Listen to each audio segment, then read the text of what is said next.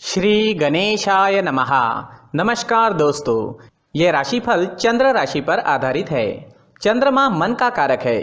हमारे मन पर जो भी उतार चढ़ाव आते हैं वो चंद्रमा की स्थिति लेकर आती है और इस वजह से चंद्रमा की पोजीशन हमारे रोज के जीवन को बहुत ज़्यादा प्रभावित करती है और इसके अकॉर्डिंग हमारा दिन अच्छा या बुरा जाता है। तो आइए जानते हैं इस दिन चंद्रमा आपके लिए किस तरह के परिणाम ला रहे हैं। दोस्तों, आज का दिन आपके लिए बहुत बढ़िया रहेगा। चंद्र की पोजीशन भी आज बहुत बढ़िया है। आज चंद्र आपकी कुंडली में पहले स्थान में रहेंगे। बिजनेस और प्रोफेशन के लिए आज का दिन बहुत बढ़िया रहेगा। आपकी कोशिशें इस दिन सफल होगी। आपको अच्छा मुनाफा, अच्छी तरक्की दिखाई देगी। कार्य क्षेत्र में आपकी परफॉर्मेंस और अच्छी रहेगी। आज सभी क्षेत्रों में काम करने वाले लोगों के लिए दिन मजेदार रहने वाला है। सुबह से ही प्रसन्नता और उत्साह से भरे रहोगे, बहुत ज़्यादा एनर्जेटिक रहोगे, साथ में सक्सेस भी मिलती दिखाई दे रही है। ये समय सेलिब्रेट करने का रहेगा। हमें हमारे जीवन को रोज सेलिब्रेट करना चाहिए। आपके परिवार के साथ आज आप अच्छा समय बिता सकते हैं। परिवार के साथ कहीं वेकेशन पर जा सकते हैं, होटलिंग करनी है या कहीं घूमने जाना है तो समय बेहतरीन है।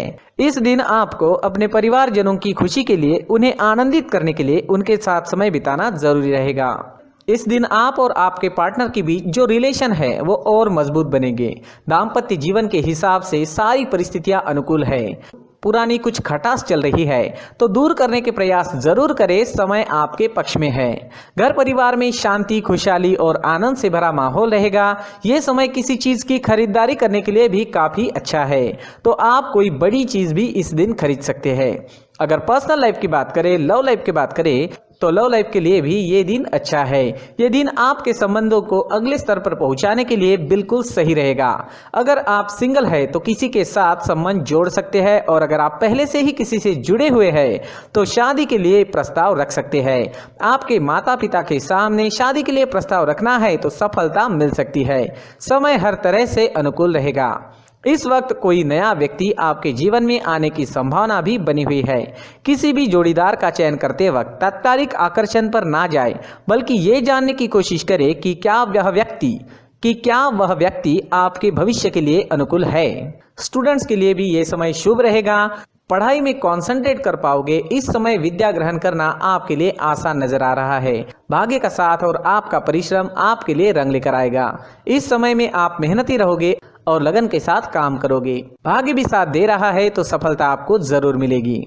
अगर स्वास्थ्य की बात करते हैं, सेहत की बात करते हैं तो स्वास्थ्य के लिए भी समय अनुकूल है। आपके डाइट में प्रोटीन से भरे बादाम का प्रयोग जरूर करना चाहिए। रोज दूध का सेवन करें। ये प्रोटीन से भरी चीजें आपको अंदर से और बाहर से काफी स्ट्रांग बनाएगी।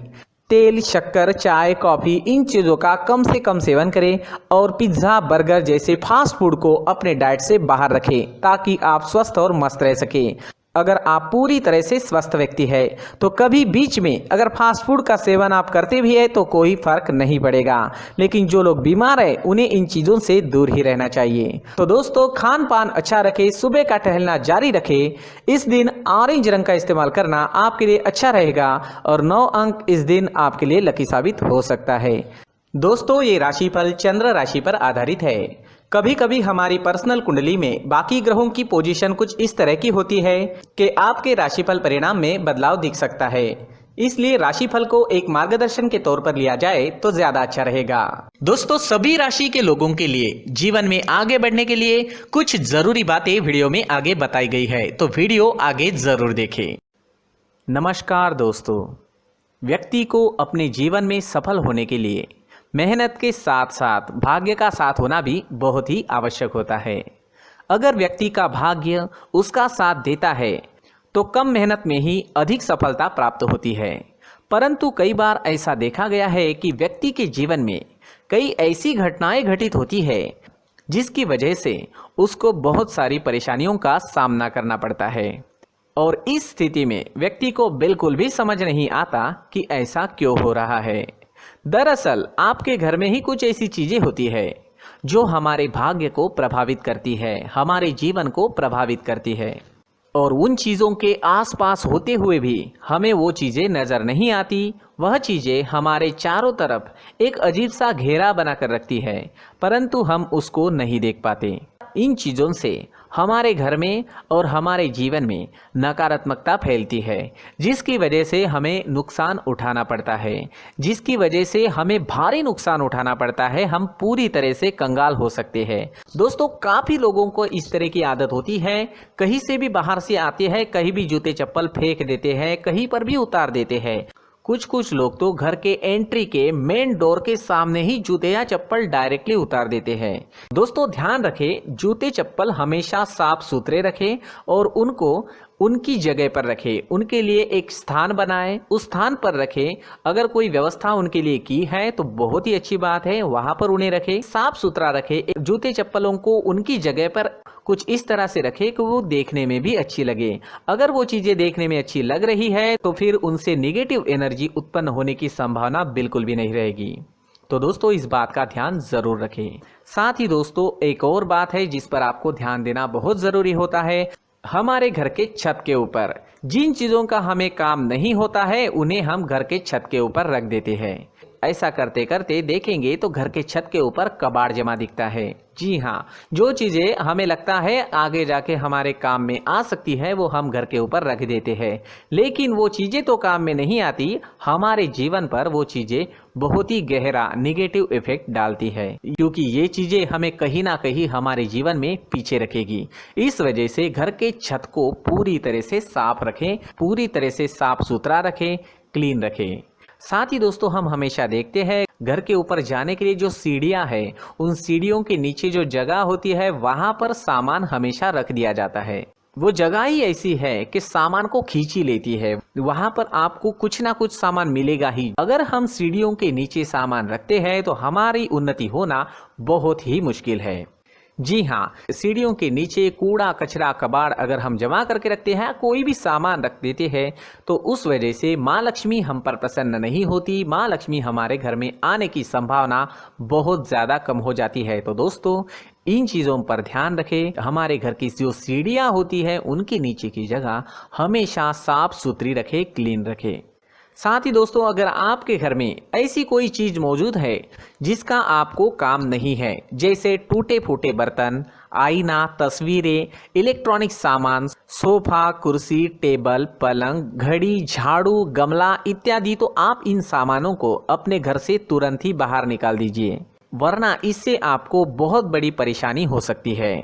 आपको ये चीजें कंगाल बना सकती है। तो घर में ऐसी चीजों का मौजूद होना शुभ नहीं माना गया है।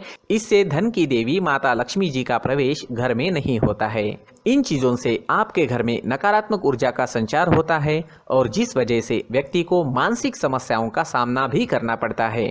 व्यक्ति के मन में चिड़चिड़ाहट होती है और छोटी छोटी बातों पर गुस्सा आने लगता है।